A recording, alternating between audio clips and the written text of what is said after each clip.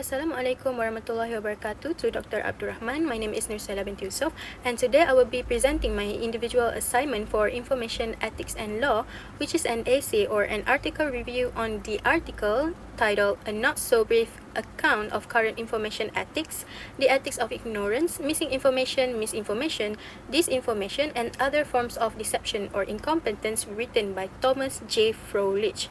This article discusses the ethical issues that arise from the spread of false information and deceptions in today's digital society. First, for the introduction, in today's world, we can see with our own eyes that almost everyone or the majority of people around us own a gadget. So people rely heavily on the internet and social media to obtain information for almost everything: education, entertainment, decision making. However, while technology makes information easily accessible, it also allows false information to spread quickly. According to Froelich, the author of the article, the digital age has not only increased knowledge information sharing, but it also increased ignorance, misinformation, and fake news. The author even describes today's society as entering an age of anti-enlightenment, where people sometimes reject facts and scientific evidence and instead believe information that matches their personal opinions. This created many ethical challenges regarding how information should be created and shared. During the studying of this article, I have found out that the author, Thomas J. Froelich, have introduced 7 important concepts of information ethics. First, ignorance. Second, misinformation. Third, disinformation. Fourth, missing information. Fifth, self-deception. Sixth, fake news. And seventh, the role of information professionals. These concepts help us understand why false information spreads so easily and why information ethics is becoming increasingly important in today's society. Let's go through the first concept, which is ignorance. Ignorance refers to the lack of knowledge or awareness about something. The author explains that ignorance does not always happen because people have no access to information. Sometimes people choose to believe biased or misleading information without checking the fact first. For example, many social media users believe everything they see on social media, such as TikTok, Facebook, or Instagram, without verifying the source. The article also uses Donald Trump as an example of someone who was described as being, I quote, ignorant of his ignorance because he often showed a lack of understanding regarding political issues while believing that his information was correct. This situation can cause misunderstanding and poor decision making in society.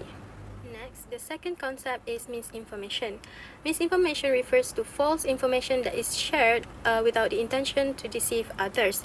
For example, during a health crisis, people may share unverified news, edited videos, or inaccurate statistics because they think that the informations are true. In this article, Froelich gives an example that if someone innocently tells another person that Hillary Clinton wants to abolish gun ownership, even though that the information is incorrect, that person is spreading misinformation because there was no intention to deceive. Although misinformation is often unintentional, it can still create panic, confusion, and misunderstanding among society. The concept is disinformation, which is more serious because it involves intentionally creating false information to mislead people. Examples include fake political news, manipulated images, and misleading headlines. This article discusses how false claims were intentionally spread during the American presidential election.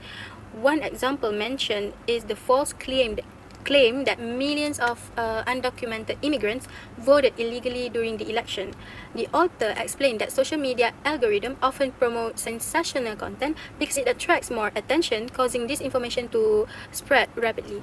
As a result, this information damages trust, honesty, and accountability in communication. The concept is missing information. This happens when important information is left out, making people unable to fully understand a situation. The article gives the example of accusation against Hillary Clinton regarding the Benghazi attack. Many people blamed her without mentioning that several investigations found no substantial evidence proving her wrongdoings. The next concept is self-deception. Self-deception happens when people believe something because it matches their personal beliefs or feelings. For example, social media algorithms usually show content based on our interests. Over time, we only see information that agrees with our opinions, creating that is known as confirmation bias. This makes people less open to different viewpoints and reduces critical thinking. So, what is fake news? Fake news refers to false or misleading information that is presented as real news. One interesting example mentioned is the Pizzagate incidents, where a false story claimed that a pizza restaurant in Washington was involved in a child trafficking ring linked to Hillary Clinton. Because people believe this fake news, a man even entered the restaurant carrying a rifle to investigate the claim himself. The article explained the fake news is often created to gain attention, influence opinions, or achieve political and financial benefits. Okay, from the example of the incident, fortunately nobody was injured, but the case shows how dangerous fake news can be when people believe information without checking its authenticity. Last but not least, the final concept discussed in the article is the role of information professionals such as librarians, teachers, researchers, and information specialists. The author states that information professionals play an important role in combating misinformation and fake news. Their responsibility includes promoting information literacy, teaching people how to identify reliable sources, and encouraging critical thinking skills. Although information professionals cannot determine absolute truth, but they can also help society become more informed and make better decisions based on accurate information. To conclude it all, this article highlights the ethical challenges caused by the spread of false information in the digital age.